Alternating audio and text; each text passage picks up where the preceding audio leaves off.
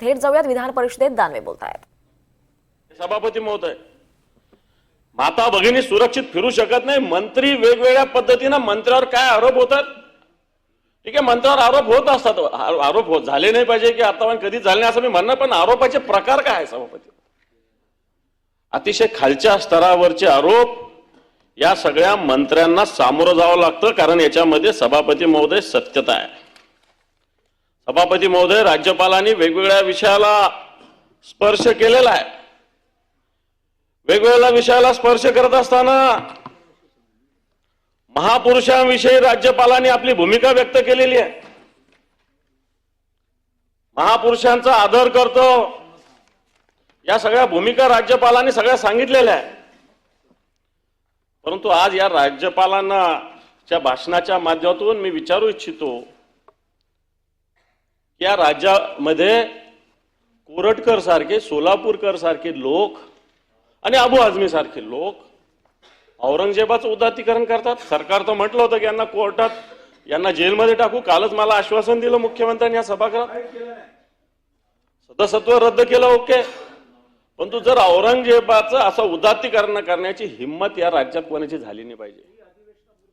एक कोरटकर नावाची व्यक्ती, सोलापूरकर नावाचा अभिनेता ज्या पद्धतीनं छत्रपती शिवरायांचा अवमान करतो, पराक्रमाच्या विषयी वेगळ्या पद्धतीनं वक्तव्य करतो, वाटतं यांना अजूनही कोणत्याही प्रकारची कारवाई सरकार, सभापती महोदय अजूनही करत नाही। महाराष्ट्र कर्नाटकाचा उल्लेख प्रवीण भाऊंनी केला।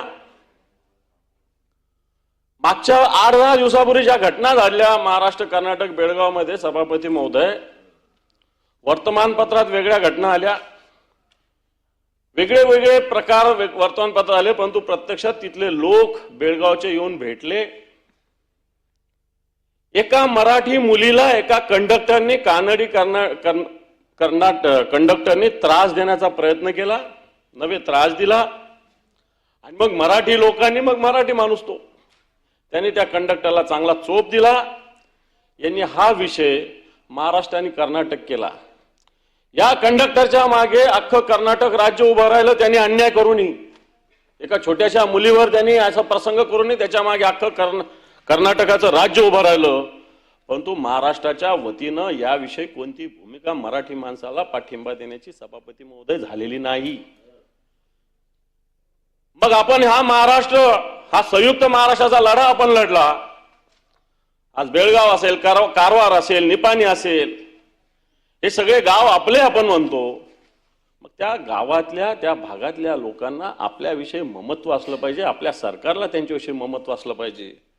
परंतु सभापती महोदय, या ठिकाणी असं कुठेही झालेलं दिसत नाही।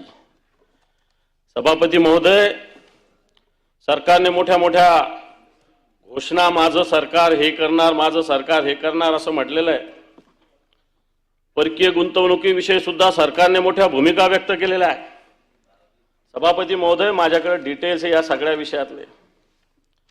परकीय गुंतवणूक दावोसला आपलं सरकार जातं, दरवर्षी जातं, मोठी गुंतवणूक झाल्याची घोषणा करतं। यावर्षी 61 सामाजिक करार आणि धोरणात्मक सहकार्याचे करार, 7 गुंतवणुकीचे 54 आणि विदेशी कंपन्यांबरोबर 11 आणि भारतीय कंपन्यांबरोबर 43 असे एकूण 54 करार झाले सभापती महोदय दावोसमध्ये। यातल्या महाराष्ट्रातल्या कंपन्या 31 आहेत, त्याच्यातल्या 15-20 तर आपल्या या मंत्रालयाच्या बाहेर आवाज दिला तरी जवळ त्यांचे ऑफिस असे ऑफिसेस आहेत। आणि आपण करार कुठे जाऊन केला सभापती महोदय? दावोसमध्ये। या कोणत्या कोणत्या कंपन्यांशी करार केला हे पण माझ्याकडे आहे सभापती महोदय। एक याच्यातला